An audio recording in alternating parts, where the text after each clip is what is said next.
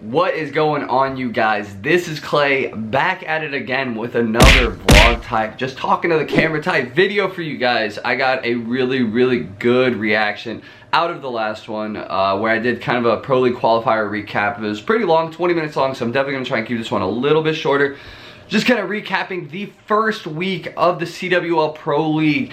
It was intense. The Division A teams went out to Columbus, Ohio to compete in the first two weeks of their division. The first week is now past. We're going to do a little recap of my thoughts and, you know, maybe my concerns on some of these teams. So let's get right into it. In first place in Division A, we have Midnight Gaming. They are at a solid 4-0. These guys absolutely killed it in their first week of the league. I was really impressed with them. They honestly were some of some of the most surprising results in my opinion.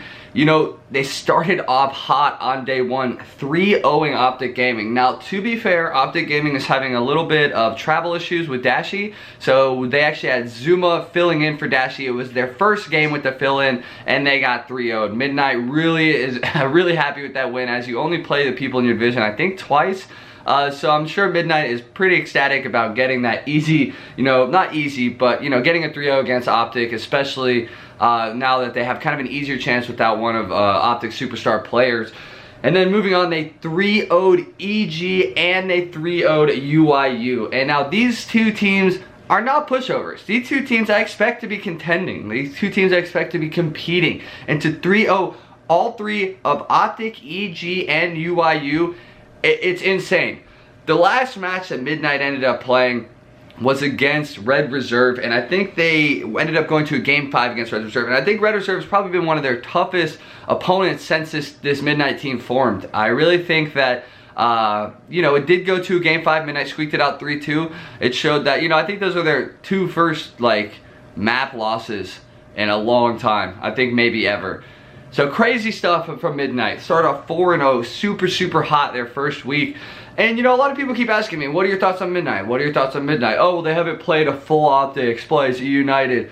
Well, they're still beating, everybody else. This team is a top 8, top 6 team, and I want to see how they react after they lose a match. Now, anybody can play well when they're winning. Everybody can get along well and vibe with your teammates when you're winning. But when you're losing and how you respond to losing, that is where the tough part of being a pro player comes in. And so I honestly think that a big portion of this will be have to see how they react to actually losing a match, and I'm really excited to see how these guys play. I think they have exceptional teamwork, exceptional rotations, exceptional breaks, excellent specialist usage, and I think all of these things is really contributing to Midnight being such a powerhouse in the CWL this year.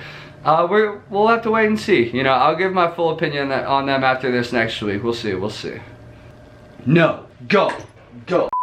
Following up Midnight Esports, in second place is Gen.G. Now, Gen.G is a newer organization to Call of Duty. They're pretty big outside of Call of Duty, and they ended up picking up Team Space. Now, I think Nagafin is having probably one of the best games he's ever had. Nagafin is absolutely killing it, and I'm really happy to see him playing so well and his team playing so well and going undefeated in their first week. It's gotta feel good, especially repping a new organization. They ended up beating some pretty good teams. They beat EG 3-1, Reciprocity 3-1, and beat Ritter Reserve 3-1. Now those, like I said, those are three teams that you kind of expect to be kind of your harder matches. Reciprocity's been looking really good. EG's been looking really good, and Ritter Reserve's having their issues, but I did not expect Gen.G to go 3-0, and so those guys are pretty happy with that second place right now. Going 3-0 in your first week, it doesn't get much better than that. Only thing that can get better than that is if you played a match on Monday like Midnight and you went 4-0. So following up Gen.G in second place, we have Optic Gaming in third place at 3-1. Now Optic had to use a fill-in this first week. They had to use Zuma. They had to switch their roles. They had to switch their specialist. And they still went 3-1. This team is so good, and it's unbelievable that they can manage a 3-1 record in the Pro League with a substitute. And massive shout out to Optic, massive shout out to Zuma. I mean, I know Zuma got a lot of praise for kind of being able to fill in, and he's shout out to Zuma, whatever, but I honestly think I could put my grandma on that Optic team and really have them perform well. If you're teaming with the best supporting cast in Call of Duty right now, being, you know, Crim, Scump, TJ, Karma. You know, it's going to be hard to play poorly. And so I'm just happy that they ended up doing okay. Going 3-1 in their pool or in their group for the first week isn't so bad when your star player isn't there. So shout out to Optic, shout out to Zuma. That was really cool to see. I was really surprised with some of their wins. You know, they did have that 0-3 loss to Midnight, but they ended up bouncing back 3-0 in EG, 3-2 in UIU, and I think they ended up, their last match was one of their last matches was a 3-1 against Reciprocity, and you know, it was surprising to me, like, to come in and win that much with a sub. It says a lot about how good that team is and where they're at right now. Go! No, go! In 4th place in Division A, we have Red Reserve, 2-2 right now, 2-2.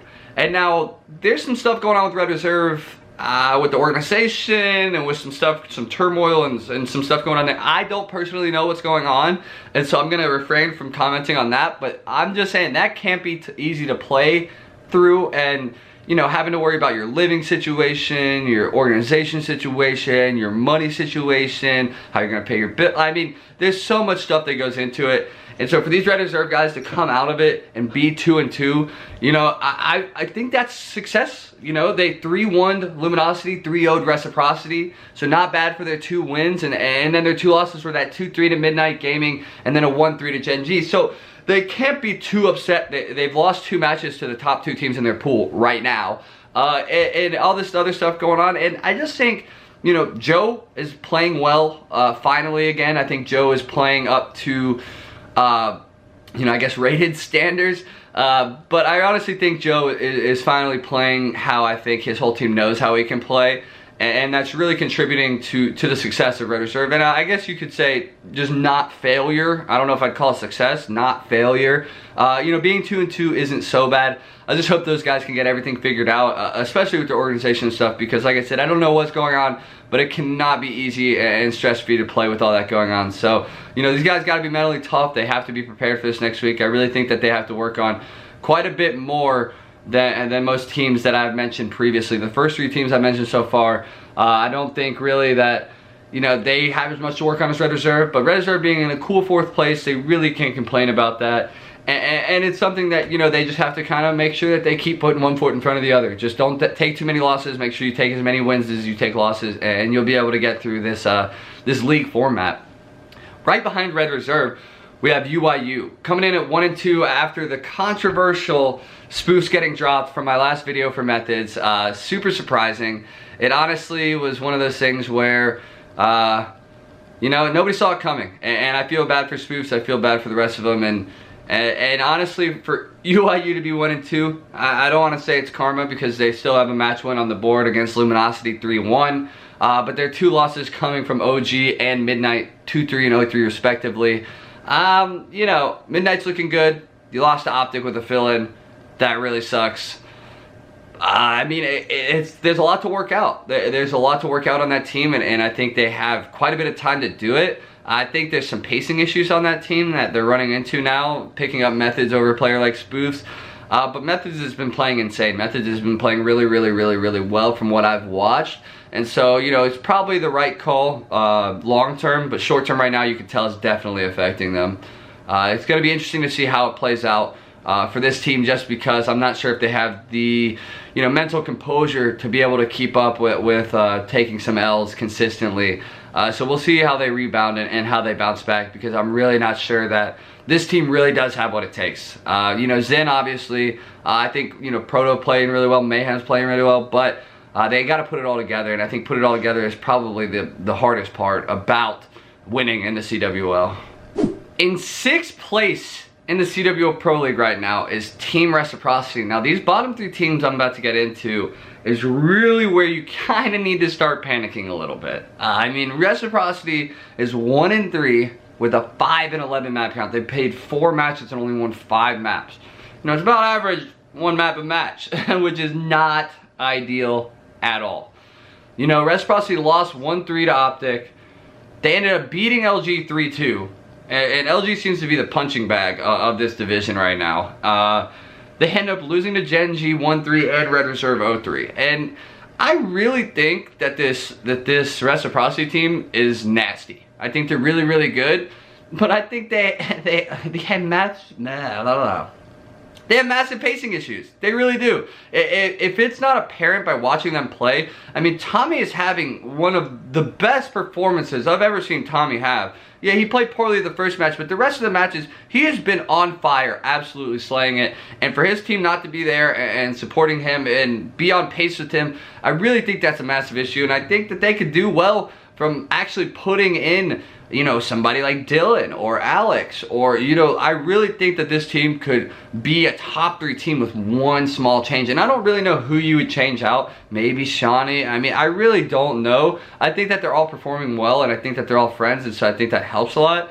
But I think that this Reciprocity team needs something to happen. They should not be 1-3 right now. They should not be anywhere close to the bottom of this division. And for them to be, it's honestly super disappointing. I mean, I feel for them. It's one of those things where they're really just gonna have to go back to the drawing board and figure out something, how to play together more, you know.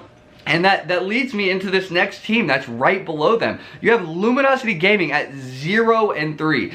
And for a team like LG with formal, gunless John on the team, you're 0-3 in the Pro League right now. That's simply unacceptable. It is simply unacceptable to lose to UIU 1-3, lose to Reciprocity 2-3, and lose to Ritter Reserve 1-3. This team needs to figure it out right now. If they don't figure it out going into this next week, this team is done. This team is going to fall apart. They're going to lose full composure. This whole team is literally just going to be thrown in the trash. Luminosity needs to figure out right now, or they're in big trouble. Now, trust me, I've started off slow in Pro Leagues. I've brought it back, but bringing it back is a lot more difficult when you start off with 0 wins. You know, get a couple on the board. You need at least 1 or 2 next week to have something to hang your hat on.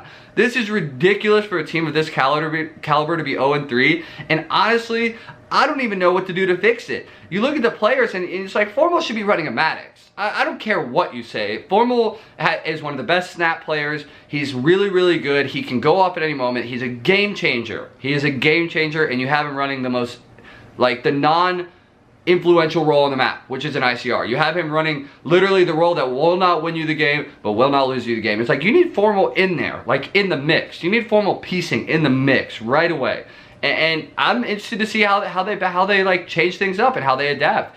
It's really confusing to me for a team of that caliber to be 0-3, and I'm sure me saying that is the ultimate bad juju, and knowing us, we're gonna start off 0-3 now, but that's just the way the cookie crumbles sometimes. In last place, Evil Geniuses. The main man Tyler Fellow, Bryce Vicento, these guys are 0-3. They've won 1 map. Their last match, they took 1 map, and I don't know what's going on. Like, I've watched all their matches. I don't know how they're losing. I mean, Fellow's colliding his teammates in the back with an Annihilator. They're not rotating. Their specialist usage is horrid. They can't seem to hold a hill. They can't seem to slay correctly. I don't know where the EG that was at the PLQ went, because this is not that EG. And obviously they're playing a little better teams in the league now. They haven't exactly lost to nobodies. They lost 3-0 to Optic with the fill-in. They lost 3-0 to Midnight, who's in first place. And they lost 3-1 to Gen.G, who's in second place. So you can't really be too pissy at them. I mean, they lost to the top 3 teams in the division right now. But it's like, man, same thing with LG, man. You need some wins on the board now. Like, you really, really need some wins this next week, or it's going to be very, very tough on you the rest of this league and leading into the events, you know. I'm not really sure, like, what I would do to change the team. I really think it's just an overall, overall issue. Like, it's a teamwork, it's a skill, it's a specialist, it's a rotation, it's an everything issue. I hope these guys figure it out first or quick, because winning only 1 map, you know, out of 10 is not very good. They really need a bounce back week next week, and hopefully they can do it.